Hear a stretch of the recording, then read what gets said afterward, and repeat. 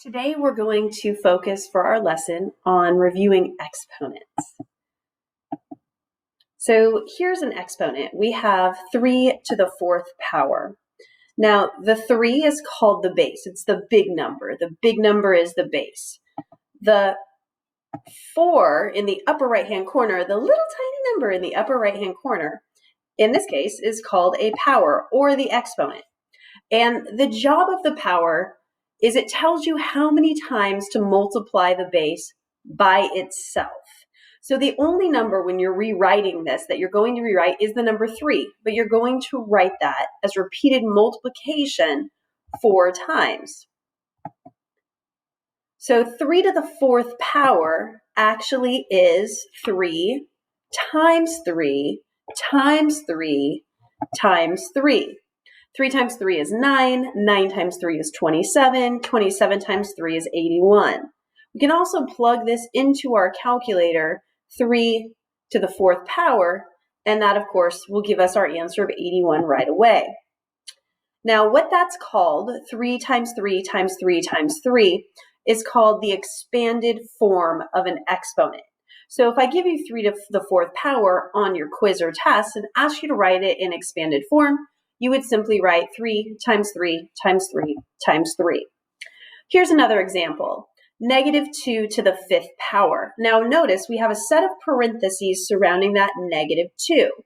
So in expanded form, we are going to rewrite -2 multiplied by itself 5 times. And remember, sets of parentheses is the same as a dot, and it symbolizes multiplication. So we have -2 times -2 times -2 times -2 times -2. And this, of course, is -32. So we have an odd number of negatives. An odd number of negatives does give us a negative answer because all of the pairs of negatives even up. And 2 times 2 times 2 times 2 times 2 is 32. Our third example is -3 squared. Notice in this case, there's not a set of parentheses around the -3. So we're going to solve this using order of operations. What that means is we're going to first solve 3 squared, which is 9, and then multiply by -1. So this problem actually is -1 times 3 squared, which is -1 times 9, and so our final answer for this problem is -9. We're now going to go ahead and look at roots, square roots. Now the square root symbol that we're used to is actually called the radical. So first we're going to talk about square roots.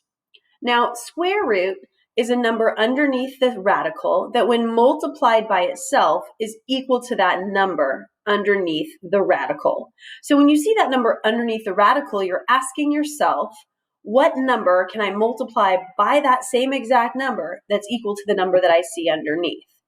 And we have a whole bunch of perfect squares.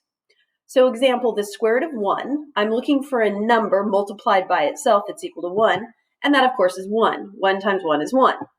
Another perfect square is the square root of 4, and that's equal to 2, because 2 times 2 is 4. Square root of 9 is a perfect square, because 3 times 3 is 9. Square root of 16, because 4 times 4 is 16. The square root of 25 is 5, because 5 times 5 is 25. Square root of 36 is 6, because 6 times 6 is 36, and so on and so forth, continuing with all of our numbers. Now we have squares also that are not perfect square. For example, here we have the square root of 3. Notice that that's going to fall between the square root of 1 and the square root of 4. We know the square root of 1 is 1, and the square root of 4 is 2. So we know the square root of 3 is going to be some number between 1 and 2, closer to 2, because 3 is closer to 4 than 1. We plug that into our calculator, and our equal sign becomes an about sign, which is kind of a curved equal sign, because we're rounding this to the nearest tenth. So the square root of 3 is approximately about 1 7/10, 1.7. So in addition to square roots, which is multiplying by the number by itself twice, we also have cube roots.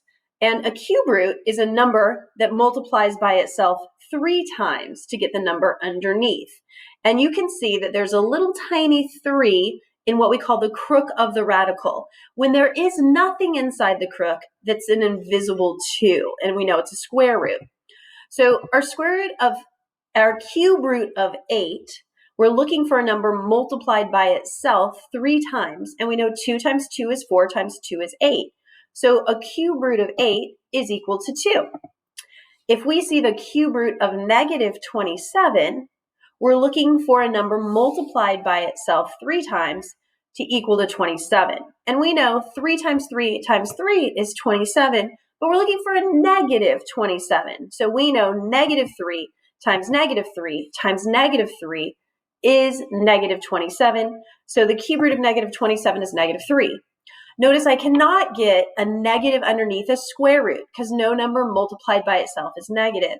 However, I can have negative answers for our cube root problems. Here I have the cube root, get so you guys can see that. Here I have the cube root, see if that's going to go down for us, of 3. And the cube root of 3 is a number multiplied by itself 3 times that's equal to 3. And that ends up, once we get to these, we're basically just using our calculators, but approximately 1.4 times 1.4 times 1.4 is 3. So the cube root of 3 is 3.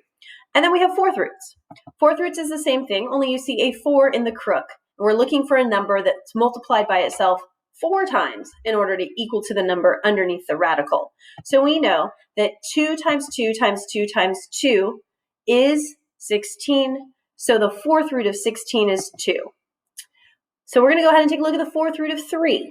So we're looking for a number multiplied by itself 4 times that is equal to 3. And that answer by plugging the calculator is approximately 1.3. So ladies and gentlemen, we're going to be working with these today, both cube roots, square roots, and exponents as well. Thank you. Have a great day.